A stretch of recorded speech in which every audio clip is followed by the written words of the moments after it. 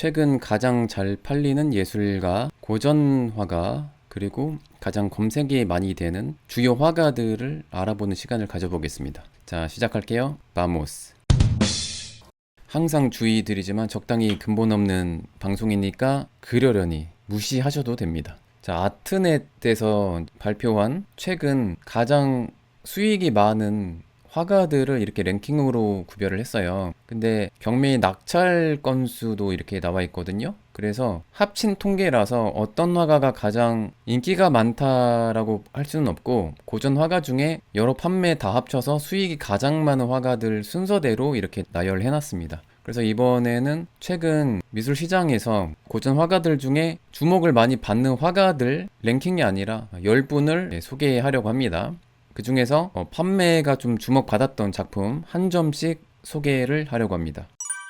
이번에는 랭킹이 아니라 첫 번째 화가 장 바티스트 시메옹 샤르댕이라고 해서, 이름은 좀 어렵지만 샤르댕이라는 화가 이름을 들어보셨을 수도 있어요. 정물 화가로 되게 유명하죠. 주로 18세기에 활동했던 프랑스 화가입니다. 정물화뿐만 아니라 리얼리즘 성향의 그 장르 회화, 주로 일상을 포착했던 그런 화가라고 볼 수가 있고, 이후에 근대의 그 마네에게도 영향을 줬다고 알려져 있죠. 올해는 1회 그 낙찰이 됐다고 합니다. 이 작품으로 알려져 있습니다. 2,800만 달러, 약 375억 원이라고 합니다. 계산이 좀 틀릴 수 있으니까 그러려니 다 믿지 않으시길 바랍니다. 샤르댕 작품 중에, 자, 크리스티 경매에서 최고가라고 해요. 그리고 18세기 프랑스 회화의 경매 기록이라고 합니다. 자료 조사한 바에 의하면 이렇게 제가 메모를 했네요. 잘린 멜론이라는 작품입니다. 근데 이런 과일들 보면 최근 현대인들이 과일을 유전자 변형 좀 많이 하잖아요. 근데 가끔은 과일의 조상이 원래 모양이 현대의 과일과 모양이 다르네, 이런 걸 좀 볼 수가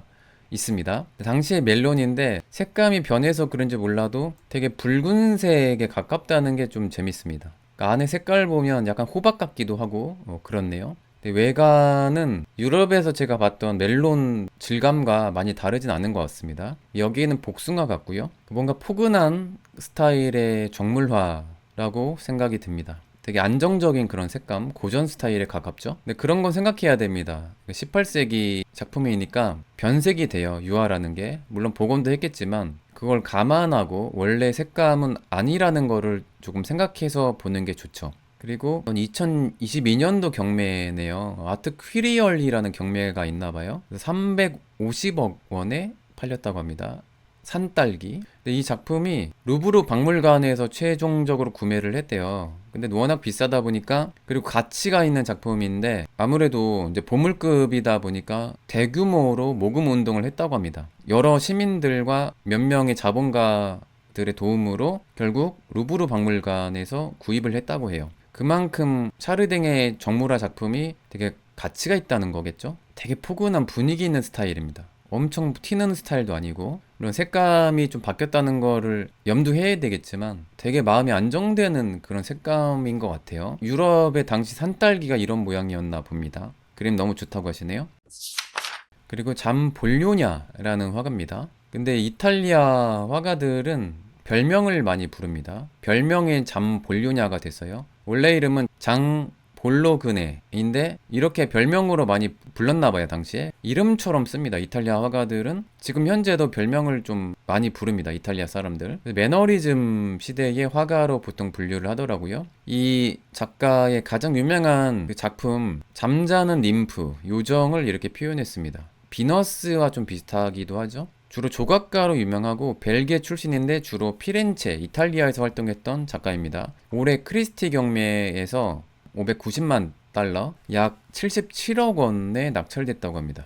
사이즈가 그렇게 커 보이진 않는데, 그리고 제가 되게 좋아하는 엘리자베트 루이 르 브랭, 어려우면 르 브랭으로 좀 기억하면 좋을 것 같습니다. 그 프랑스의 로코코 시대 때 화가인데 그 유명한 마리 앙뚜아네트 초상화를 그린 대표적인 궁정 화가 이자 당시 귀족들에게 엄청 인기가 많았던 화가였죠. 근데 그렇게 잘 나갔던 화가였고 당시 남성 중심의 그 시대에서 여성 화가로 가장 성공했던 화가라고 볼 수가 있죠. 근데 이렇게 성공을 했는데 프랑스 혁명을 거치면서 로코코의 유물을 다 파괴하잖아요. 계몽 사상가들이. 그래서 이 마리 앙뚜아네트의 화가라는 이유로 도망 다녔습니다.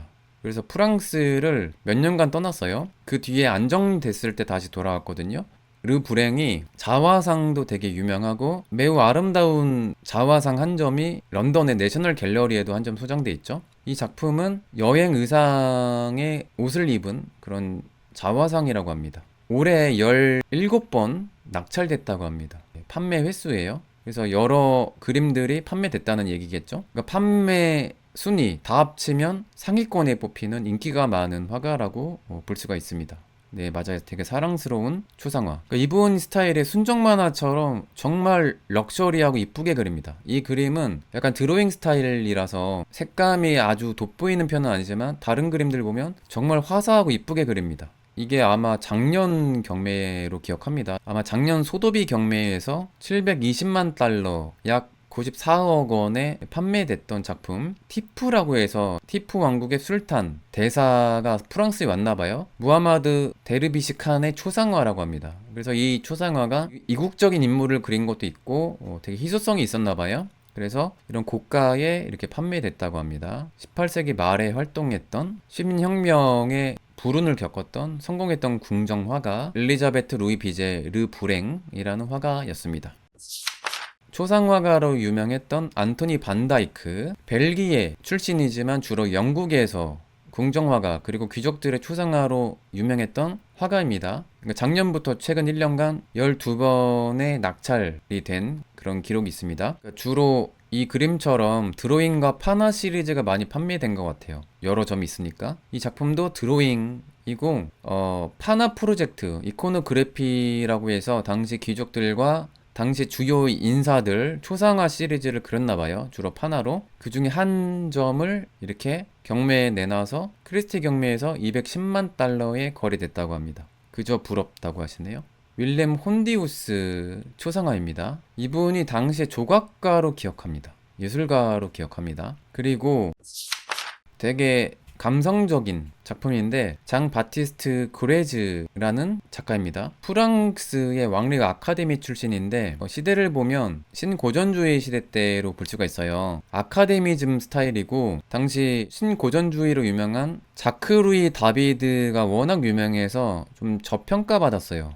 이 그 화가에 비해서 요즘에 되게 주목받는 작가로 볼 수가 있죠. 장 바티스트 그레즈. 이 작가는 초상화도 많이 그리는데 가족 초상화를 또 되게 많이 그렸어요. 근데 우화적이거나 교훈적인 주제의 작품을 많이 그렸다고 합니다. 그리고 이 작품처럼 되게 감성적인 그런 스타일로 작업을 많이 한 것 같아요. 죽은 새를 두고 울고 있는 소녀. 이런 주제의 작품이 많지는 않았던 것 같아요. 다른 작가들, 비슷한 시대의 작가들 성향을 보면 역사적인 주제이거나 아니면 왕족, 귀족들 초상화를 되게 그냥 럭셔리하게 그렸을 때였던 것 같거든요. 근데 뭔가 이런 짠한 그런 스타일은 좀 많지 않았던 것 같아요. 크리스티 경매에서 약 247만 달러, 우리 돈으로 32억 원에 거래됐다고 합니다.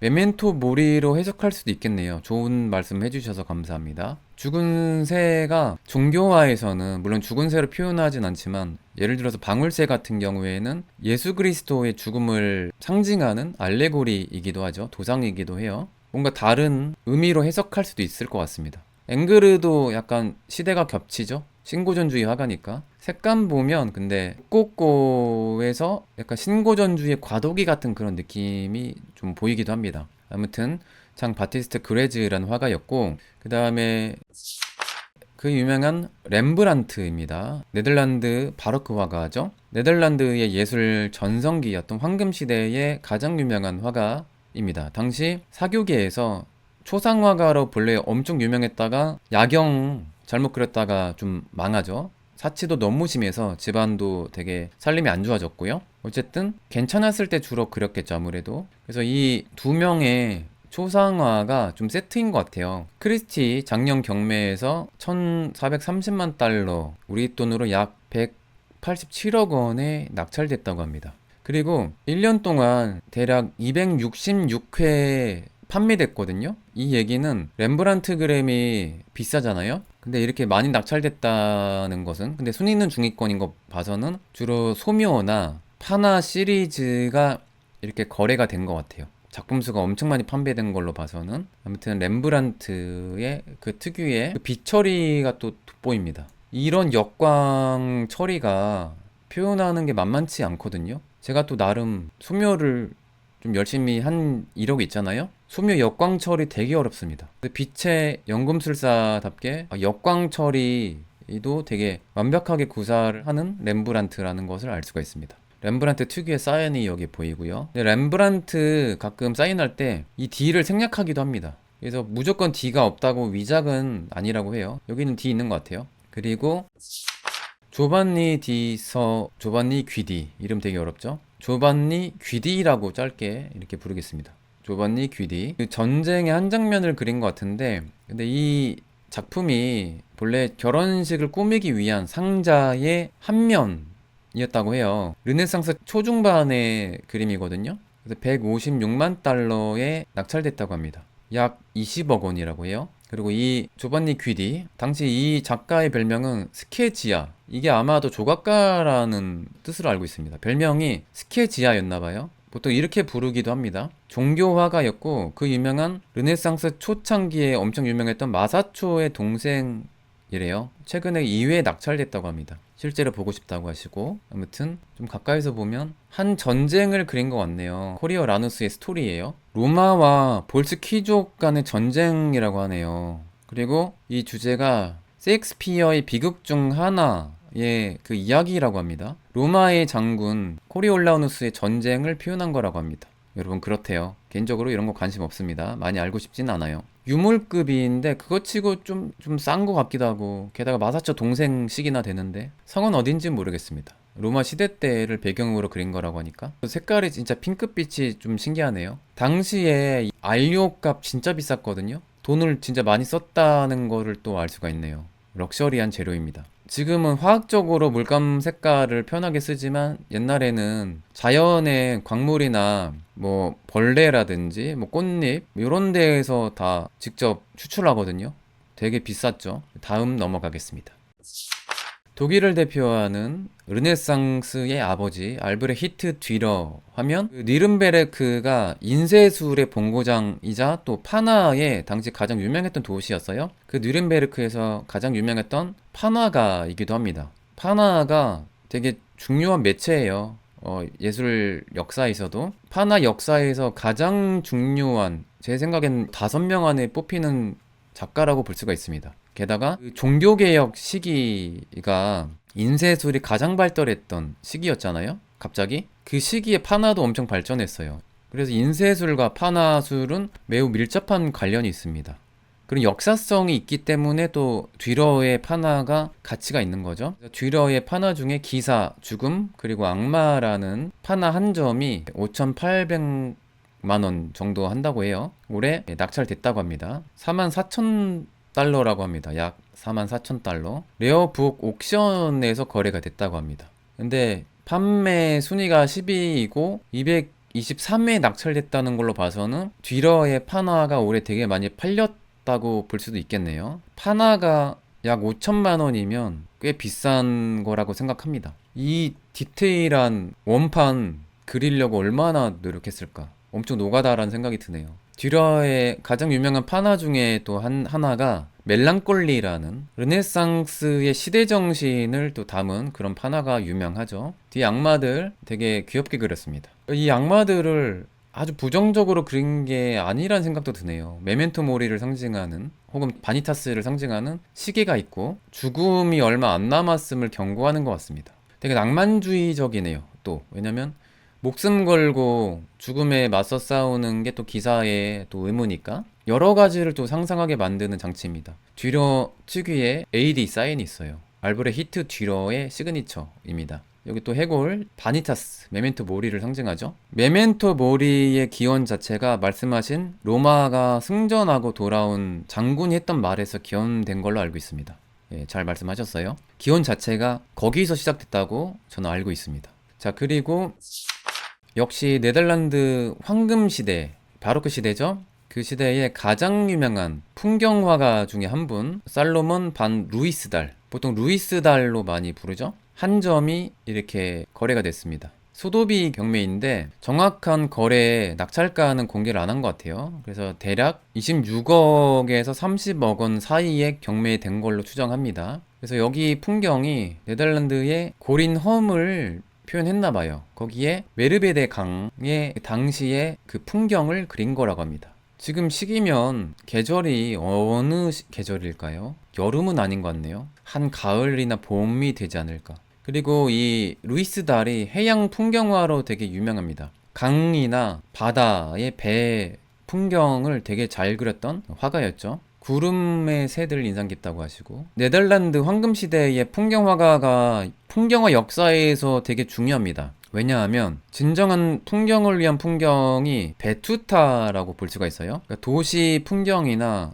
엄청 스케일감이 있는 전문 풍경화를 이탈리아에서 주로 베투타라고 부르는데, 그 베투타의 기원이 플랑드르 지방 혹은 네덜란드 플랑드르 문화권이라고 볼 수가 있어요. 이 비슷한 시대에도 다른 나라에서는 풍경화가 중심이 아니라 풍경화 안에 그래서 신화나 종교화 주제를 많이 그렸습니다.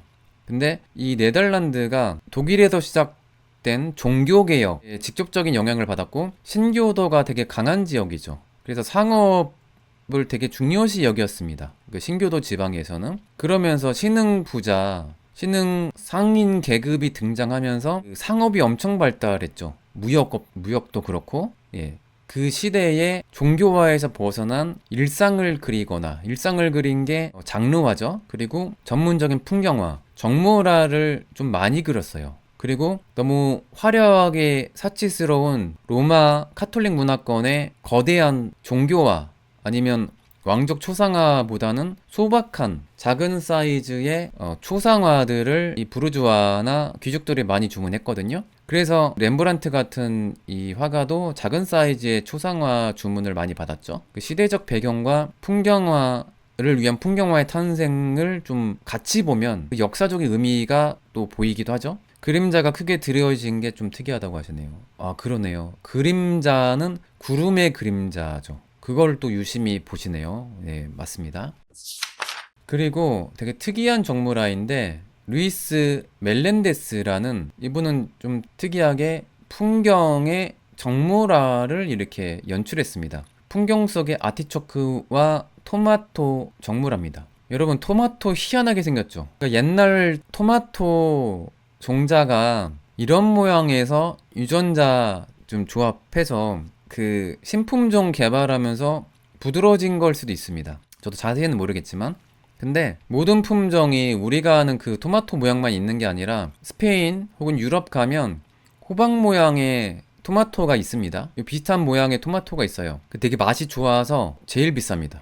호박 모양의 토마토가 원래 그 익은 토마토 자체가 초록빛깔의 토마토가 따로 있거든요. 그것도 되게 비싼데 이 호박 모양의 토마토가 제일 럭셔리입니다. 유럽에서. 럭셔리 토마토의 그 조상, 시족격이라고 볼 수가 있는 이 토마토와 아티초크를 그린 이 정무라. 루이스 멜렌데스는 본래 이탈리아 나폴리 출신이래요. 근데 스페인에 와서 궁정화가가 되고 싶었으나 궁정화가는 되지 못하고 주로 귀족들을 위한 그림을 좀 많이 그렸고 정물화가로 되게 유명했다고 합니다. 그래서 어쨌든 역사적인 좀 가치가 있나 봐요. 그래서 우리 돈으로 약 27억 원에 낙찰됐다고 합니다.